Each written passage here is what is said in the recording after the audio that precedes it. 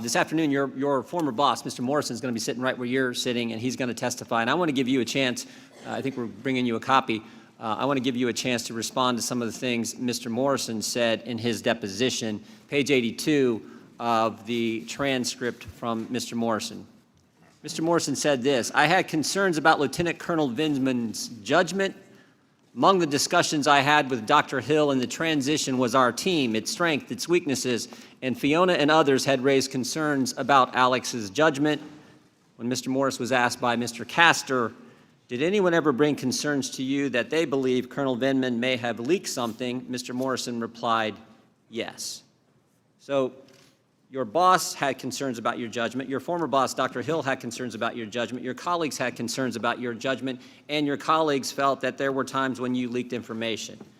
Any idea why they have those impressions, Colonel Vindman? Yes, Representative Jordan. I guess I'll start by reading Dr. Hill's own words, as she attested to in my last evaluation that was dated middle of July, right before she left. "Alex is a top 1% military officer and the best Army officer I've worked with in my 15 years of government service. He is brilliant, unflappable, and exercises excellent judgment." So It was I'm sorry. Okay, I'm It was sorry. exemplary during numerous visits, so forth and so on, but I think you get the idea. Mr. Morrison, yeah, the date of that was,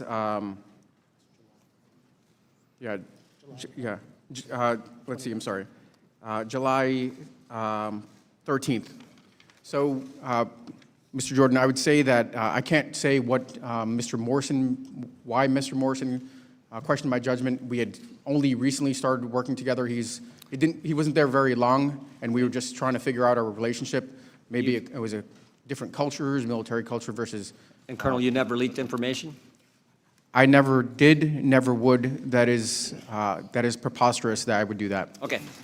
Colonel, it's interesting. We deposed a lot of people in the bunker in the basement of the Capitol over the last several weeks, but of all those depositions, only 3 of the individuals we deposed were actually on the now somewhat famous July 25th phone call between President Trump and President Zelensky. There was you, the individual sitting beside you, Ms. Williams, and then there, of course, was your boss, Mr. Morrison, who I just read from his deposition. When we asked Ms. Williams, who she spoke to after the call, about the call, she was willing to answer our questions, and chairmanship allowed her to answer our questions. When we asked Mr. Morrison, who he spoke to after the call about the call, he was willing to answer our question, and Chairman Schiff allowed him to answer our question. But when we asked you, you first told us 3 individuals at the NSC, your brother and the 2 lawyers.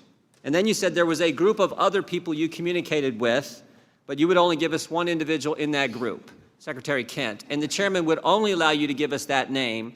When we asked you who else you communicated with, you would not tell us. So I want to know first, how many other people are in that group of people you communicated with outside the 4 individuals I just named? Yes, Mr. Jordan, on call readout, certainly after the first call, there were probably half a dozen or more people that I read out. Those are people with the proper clearance and the need to know. In this case, because of the sensitivity of the call, and Mr. Eisenberg told me not to speak to anybody else, I only read out, outside of the NSC, 2 individuals. 2 individuals. Das Kent and 1 other person. And you're not willing to tell us who that other individual is? Mr. Chairman, point of order. Mr. Chairman. Mr. Chairman, point of order. The gentleman will suspend. Counsel. Mr. Chairman, I would ask you to enforce the rule with regard to the disclosure with regard to the intelligence office. Thank you, counsel. You know, as I indicated before, this committee will not be used to out the whistleblower. That same Mr. Chairman, necessity can you of first protecting stop the time whistleblower so I don't lose the time? will persist. You are recognized again, Mr. Jordan.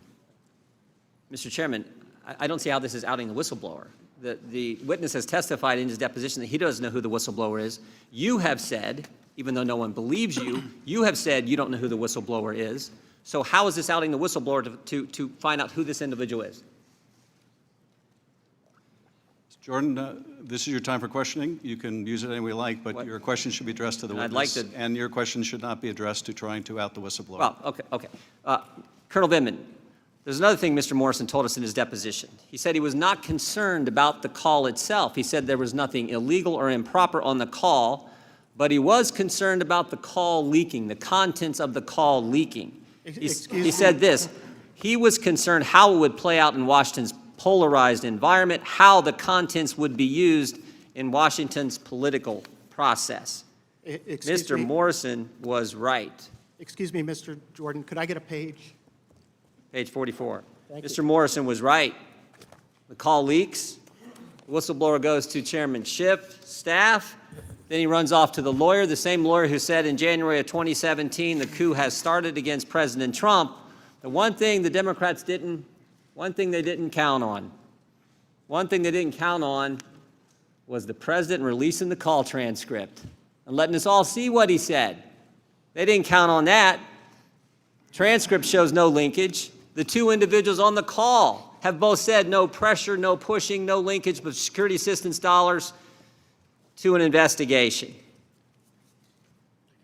Ms. Williams, after the call on the 25th, we know that Colonel Vindman talked to several people. After the call on the 25th, how many people did you talk to about the call? I did not speak to anybody about the call. Didn't speak to anybody. No. I yield back. I thank the gentleman for yielding. Colonel Vindman, why didn't you go, after the call, why didn't you go to Mr. Morrison?